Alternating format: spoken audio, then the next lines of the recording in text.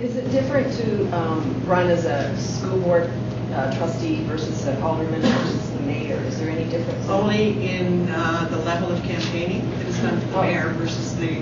But it's the same cost, the same everything is the cost. $100. Oh, yes, we got $100. Yeah, you have to give me $100. Non-refundable. It is refundable. Oh, is it? It's refundable if you win, and it's refundable if you die. And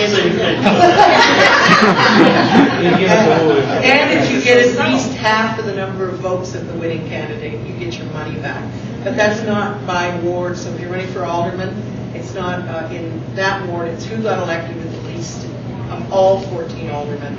And then we go with half. There is a disclosure of your campaign expenses and contributions required.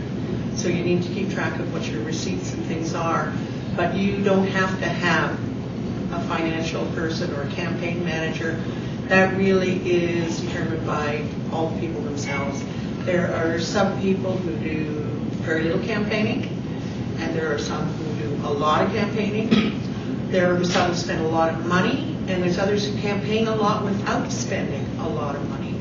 It depends on the individual, what they can commit to the various different. How do you choose the individual returning officers for each of the electoral polling areas? There is only me. You're the overseer? Federal and provincial have returning officers for every riding, which is appointed by the federal or provincial. I think federally it's by the cabinet, and I'm not sure provincially. We only have one. What we have then is a variety of voting stations. We do not have polls within those voting stations where you have to say, am I going to this table or that table? You can go to any table. And what we have in there is a number of workers. We have a presiding deputy who just has is overall in charge of that station, and then the rest of them are just deputy returning officers. We advertise for workers in August.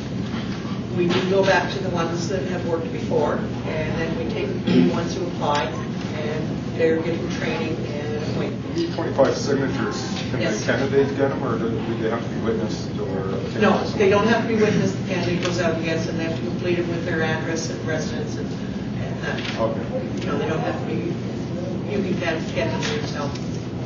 You mentioned the candidates' information is posted on the website. When is that done? Well, there's certain information up there right now. If you're referring to individual candidates, all we put up is their address. We don't provide information about the candidates. All we're responsible for. All we do is conduct the election, because what we can't get into is anything that's political, anything that may give advantage to one candidate or another. We have to be very neutral. So all we post is the address, the name and address of who's running. That is not until after the 24-hour withdrawal period, 4 weeks before the election, because we don't know who's running. Yeah. Is there a reason for posting the person's address? Is there a way around that? Or? Well, candidates have to be able to get a hold of you. And they want to know and who is running and how can they get a hold of them. So we put that information up. As I said, we do provide a piece of paper form that you can fill out. Turn around and say, okay, yes, but here's how you can contact me during this period. So there are some people who have campaign offices. There are some people who set up a mailing address that's different. Your nomination papers have to be your residence, and those are public. What about a post office box? Not on the nomination papers. It must be your municipal address of residence. As a way of contact them?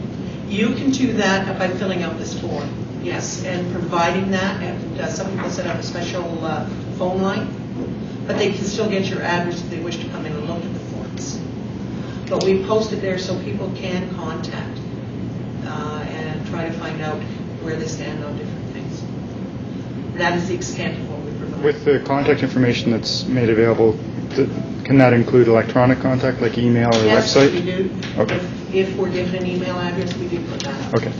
And that again is on there, and we provide that, but we will not link to it. We will not provide a link. Okay. Because then we would be responsible for maintaining that link. If something happened and we cannot do that, because it would be possible favoritism. but we will provide the information. So members of the public can phone your office and find out who might have picked up nomination papers. If you're thinking of running an award and you're wondering who else might be running. They can come in and they can do it too.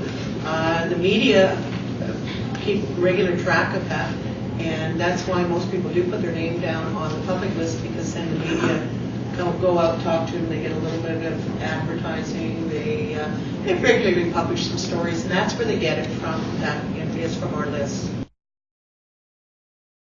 The decision is made Tuesday afternoon. On the morning after the election, we verify all the results that we received from the voting stations by phone the night before and entered against the actual paperwork. Then I have to look at them and sign on returning officers' recounts.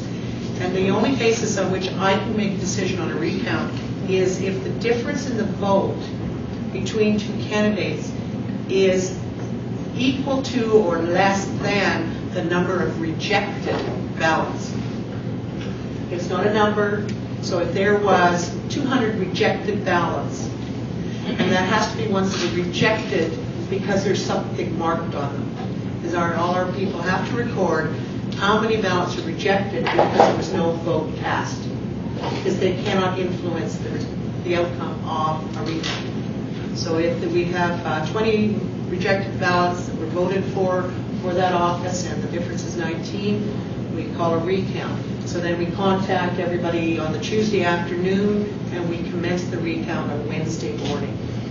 And candidates are permitted to be present for the whole of the recount, or they can have an agent come in, or they can be there for a while and the agent can come, or somebody else can come. They can just only be one at a time. But they are permitted to view the entire process. Have you ever overturned results based on that? Twice. Once through a counting error where they actually took a package of ballots and put the wrong candidate's name on the front, so there was 50 votes in there. And once, because the difference was 2 votes, and it ended up 1 the other way. The incumbent who went down both times.